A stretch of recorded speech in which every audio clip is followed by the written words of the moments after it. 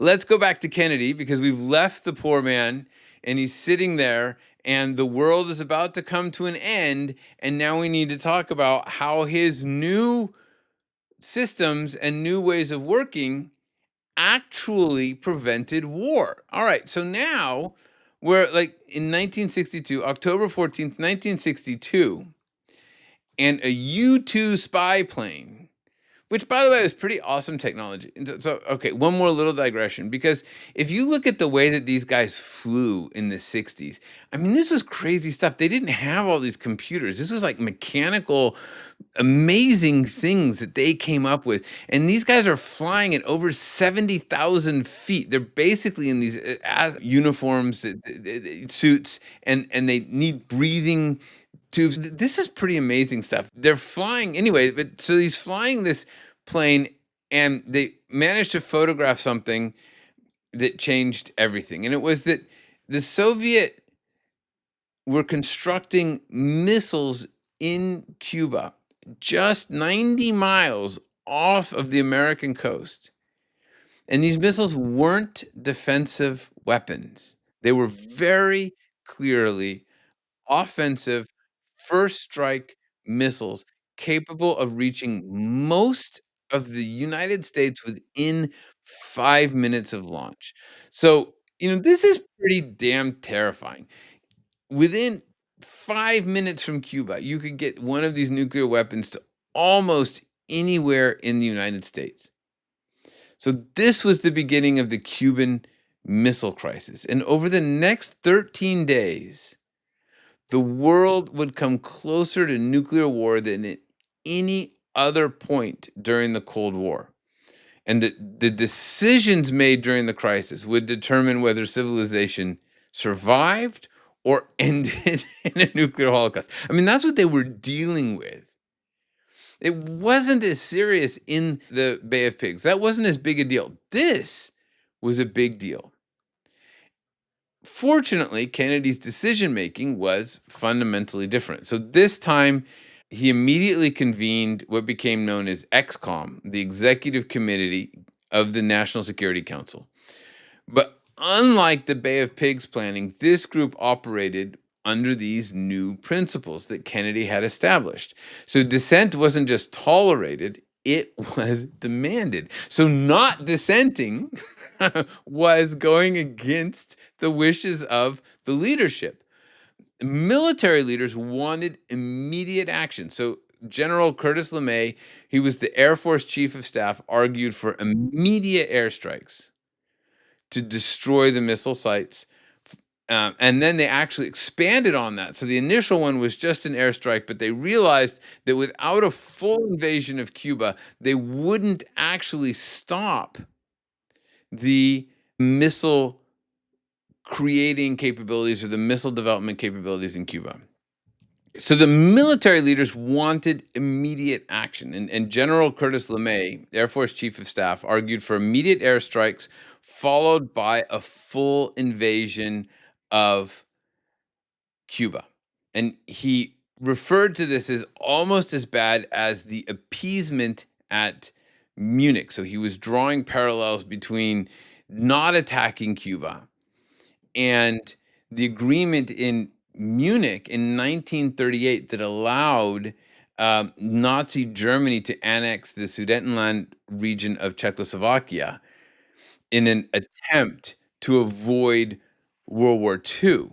This appeasement in Munich was, seen as a major disaster in World War II, and he was using this as an example to Kennedy to say, "Hey, you're just acting like these idiots who appeased the Nazis in Munich, which led to a much worse war." Okay, so he was comparing Kennedy directly to Neville Chamberlain, and in most administrations, such confrontation with the president would have been unthinkable. So this is the important point, right? Well, that's so you have now the general standing up and saying, "We must attack, and if you don't attack, you're going to look like Neville Chamberlain in appeasing the Germans in World War II." So he's directly telling Kennedy that he's going to look like an idiot if he doesn't attack.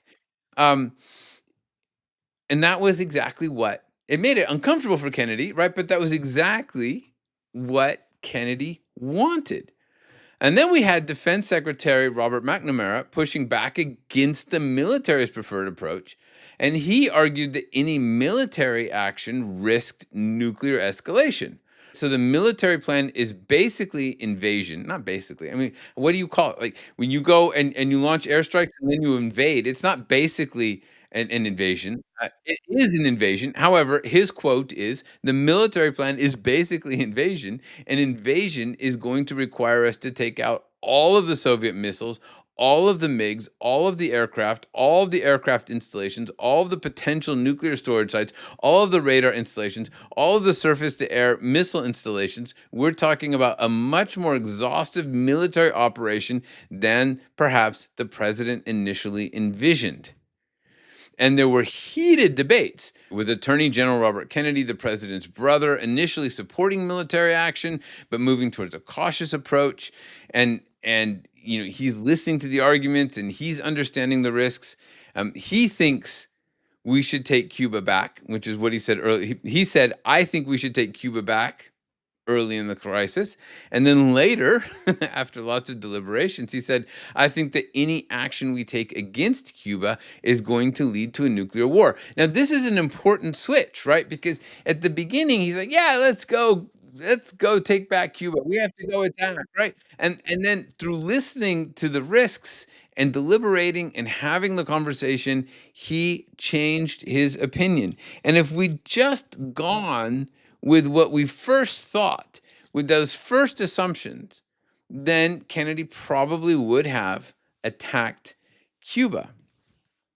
So, anyway, the president used these new techniques, this new way of working systematically. He assigned advisors to argue different positions. He encouraged them to challenge not just the proposals, but also the underlying assumptions. And importantly, he left the room during key discussions, allowing his advisors to speak more freely without worrying about contradicting him. And in one crucial meeting, Kennedy stepped out and the discussion immediately became more candid. Advisors who had been reluctant to express their doubts began speaking more openly about the risks of military action. Kennedy returned and he found out that the dynamic had shifted towards the cautious approach. So again, we see this, everybody's gung ho, president's there, we got to go attack. He leaves and we're like, "Oh, this would be a bad idea." Like this is not going to end well. They can't talk and they're all going to go for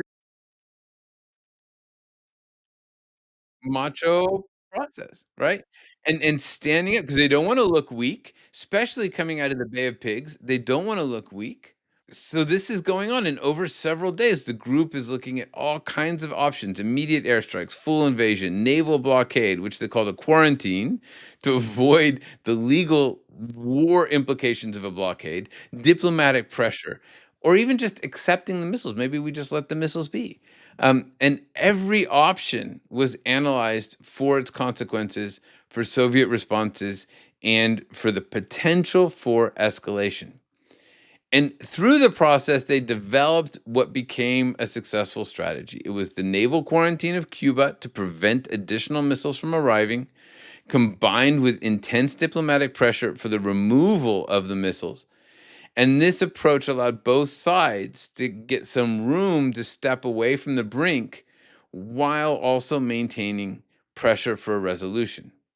And it wasn't a simple, straightforward process that marched along with the Russians in lockstep, and now we're going to work together. It got worse because at one point on October 27th, an American U-2 pilot was shot down over Cuba, and then another U-2 pilot accidentally strayed into Soviet airspace near Alaska, almost triggering a Soviet retaliation, right? So we've got like accidentally, but I mean, think about it. These guys didn't have GPS, right? So they're doing triangulation and figuring out where they are, and they're like, oh shit, we just went the wrong direction, right? But anyway, but the process held, right? Even with hotheads wanting to attack and wanting to for the Russians, the group continued to analyze, debate, and look for alternatives to escalations. And behind the scenes, Attorney General Robert Kennedy was conducting secret negotiations with Soviet Ambassador Anatoly Dobrynin, exploring possible compromises. And these talks led to the final resolution. The Soviets would remove their missiles from Cuba in exchange for a US public pledge not to invade Cuba and a secret agreement to remove American Jupiter missiles from Turkey. And what was interesting about this agreement in Turkey is that the US could not publicly show this being a quid pro quo. They could not set the precedent that pressure would lead to them making changes in these quid pro quos, right? But so it was this secret behind the scenes communication that was so key, where they said, "Look, this will happen, but we can't say that this is going to happen." And there was an understanding of what was going on. So all of these back channel communications uh, were crucial to making this happen. On October 28th, Khrushchev announced the withdrawal of the Soviet missiles from Cuba. The crisis was over and nuclear war had been avoided, but they were on edge, right? There were those who were ready and preparing for nuclear war. But this resolution, it's important to note, it wasn't just lucky. It wasn't just luck. It was the result of Kennedy's decision-making process. It was that rigorous examination of options, the encouragement of dissent, the systematic challenging of assumptions, and that creation of space for honest debate that enabled the discovery of a solution that satisfied both sides' core interests while avoiding catastrophic escalation. And if you contrast this with how the Bay of Pigs unfolded, where a false consensus led to a poorly examined plan with disastrous consequences, in the Cuban Missile Crisis, Kennedy's team engaged in this intense, detailed discussion of national security issues, a more intense discussion than had ever taken place in the government. And the result wasn't just better policy, it may have led to the survival of human civilization, because if we'd had a nuclear war, everybody would have died. And it also opened up some really interesting future processes, because one of the things that came out of this was the need for direct communication. There was some letter writing that happened between Khrushchev and the US, and there was a belief at one point that there'd been a coup in the Russian uh, government, that Khrushchev was no longer in power. There were all these issues that came up, and this actually led to the creation of a direct system of communication between the presidents, so that the president of the U.S. could directly call President of Russia and have that direct communication, so that they got around all of this interpretation of what was happening. And this was all new territory. I think now we kind of almost take for granted the idea that we would have direct communication or be able to communicate directly. But back then, communication wasn't so easy. We had bombs, but we didn't have the ability to talk about them. And so part of what came out of this was that direct communication. And it really transformed the way that we negotiated with our adversaries in the future. So I think that the contrast between these two crises really reveals something crucial about leadership and power, something that we've been talking about as we go through this. Robert Greene's first law of power states that you should never outshine the master, right? You shouldn't conflict, you shouldn't dissent. And I think people instinctively understand this. They don't want to offend those in authority. They don't want to be kicked out of the group. They have a strong desire to belong, to be accepted, to avoid conflict. And that runs deep in human nature. And this is one reason why groups can be so powerful. That's part of the reason why this cult mentality is so strong, because the desire for everybody to stay a part of the group creates this strong movement. But when everyone agrees, when dissent is suppressed, loyalty becomes the highest virtue, and bad decisions, catastrophic decisions, become inevitable.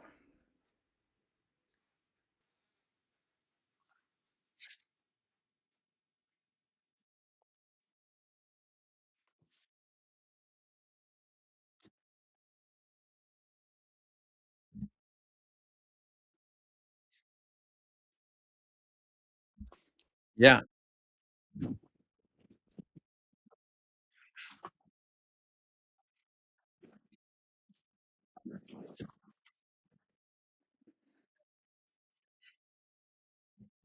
I think that's right.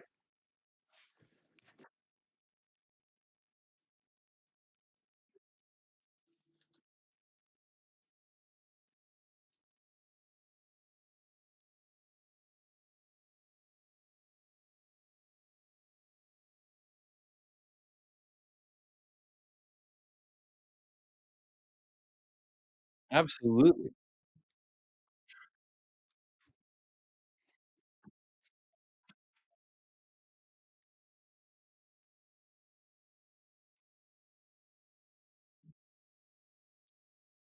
Right.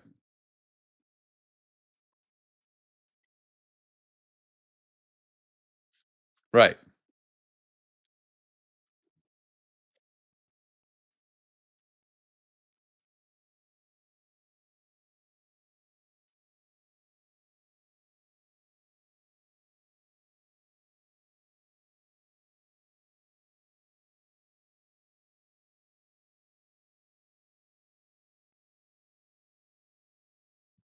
And when not even truth matters, when not even reality matters, when you can't even agree that reality matters, when you are out working against the manipulation of weather, right? When there is no manipulation of weather, and everybody who knows anything knows that there's no manipulation of weather. When you can't make decisions based on reality, when you've got Kennedy out, a new Kennedy, uh, out talking about how bad vaccines are and pulling vaccines, the technology that has been most responsible for extending human life beyond 37 years is the vaccine. And so without scientific evidence, without any proof, we're removing this preservative that's A, barely used, and B, has been extensively studied and shown to not have adverse effects over millions of doses, but we're removing it not based on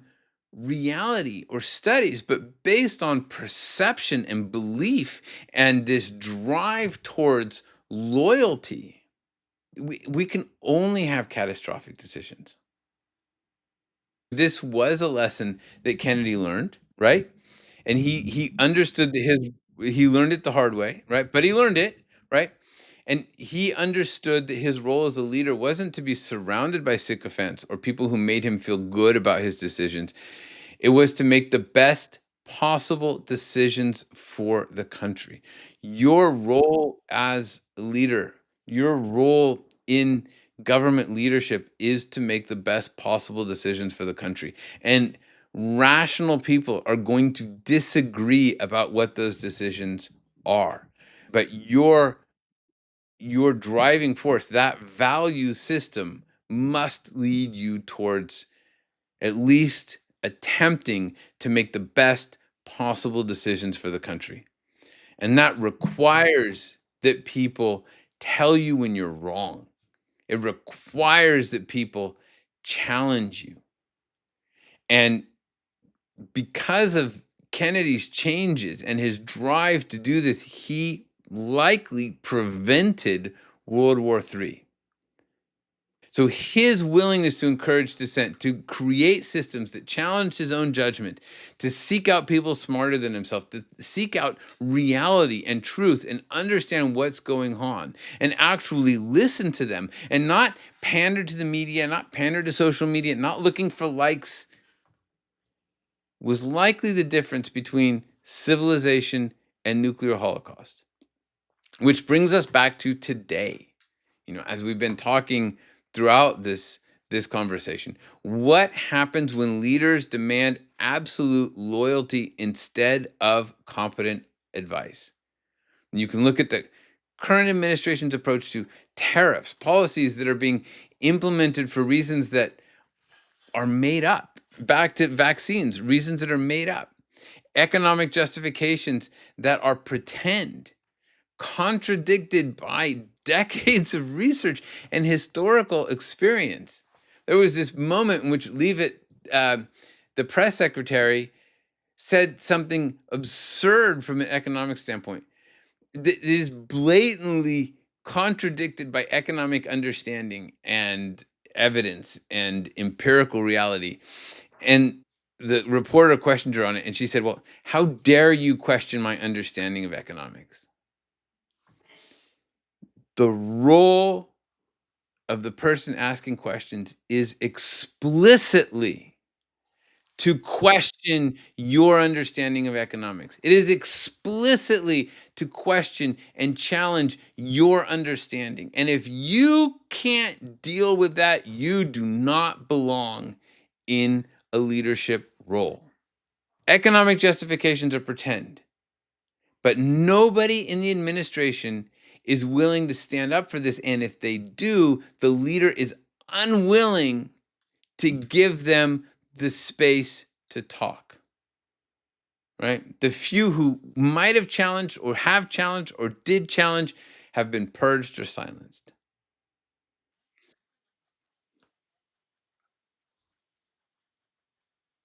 Absolutely.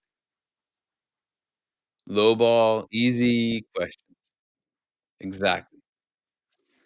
And this is the exact dynamic that led to the Bay of Pigs, the exact dynamic that led us to invade Iraq, right? Over and over again. Smart people staying quiet, leaving, not running for office, not commenting because they think their boss wants to hear agreement or they fear the reprisals. Advisors are afraid to dissent because it might cost them their positions. The press is afraid to dissent because it might cost them their positions. You know, we're now in a situation where if people dissent, they get physically threatened. And this is the elevation of loyalty over truth. So the question is, can we even avoid an economic disaster, runaway inflation, even war if the president doesn't have smart advisors and doesn't get real advice from those smart advisors? And history suggests that the answer is no. Strong leadership isn't about surrounding yourself with people who agree with you. It's about finding people who are better than you at specific things, encouraging them to disagree with you, and actually listening to what they do or what they say. So Kennedy understood this after the Bay of Pigs, actively sought out people who would challenge him, created a system that encouraged dissent, and learned to see disagreement as a gift rather than a threat. And the result was arguably the most successful crisis management in presidential history.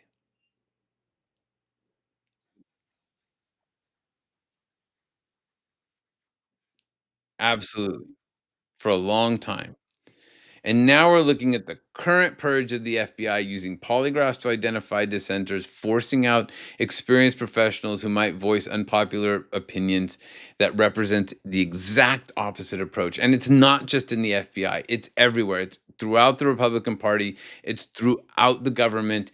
And it's probably even bigger than that, right? This idea of social media policing our ideas, our thoughts, and our actions.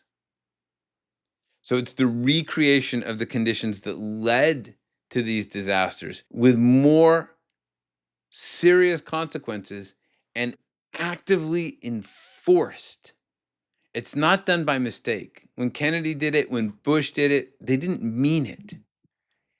We know it now, and it's being done on purpose. And when you silence dissent, you don't eliminate bad news. You ensure you won't hear it until it's too late to do anything about it. And when you demand loyalty over competence, you don't get better results. You get yes men who tell you what you want to hear while the word burns around you. So the lesson from Kennedy's transformation isn't complicated, but it's certainly profound. The most dangerous thing a leader can hear is everyone agreeing with them. Kennedy learned this lesson in the swamps of Cuba. He paid for it with the lives of 1,400 exiles. And then he used the knowledge to prevent nuclear war. He understood that his job wasn't to be liked or agreed with, it was to make good decisions. The job of the president, the role of the leader isn't to be liked, it's to make good decisions. And good decisions require honest advisors willing to tell uncomfortable truths and advisors who disagree with your ideas, even as they agree with your values. And today we're watching the systemic elimination of these advisors from our most critical institutions. That FBI purge is just the beginning. It's not even the beginning. The FBI purge is just one symptom. It's one thing that we see. And when it's the thing that we can see. And when competence becomes subordinate to loyalty, when dissent is treated as betrayal, when truth becomes less important than agreement, we recreate the conditions for catastrophic failure as we've seen over and over and over in history. The question isn't whether such failures will come. It's whether we will learn from them in time to prevent the next disaster, or whether the cost of our silence will be too high to survive. On that, thank you for listening to Masters of Influence.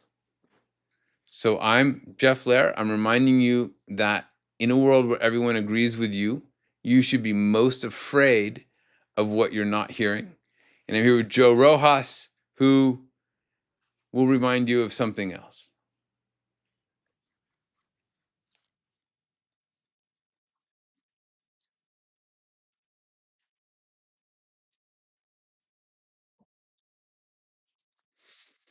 And if you have any points of dissent, anything you disagree with, anything that you want to bring up, let us know. Maybe we'll talk about it on the next episode of Masters of Influence. We welcome your comments, we welcome your participation, and we look forward to talking more with you soon. Have an amazing couple of weeks.